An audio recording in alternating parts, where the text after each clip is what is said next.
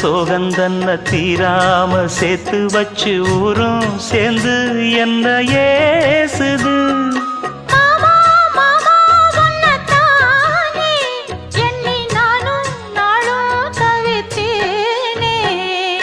கூண்டுக்குள்ள என்ன வச்சு கூடி நின்ன ஊற விட்டு கூண்டுக்குள்ள போனதென்ன கோலக்கிளியே.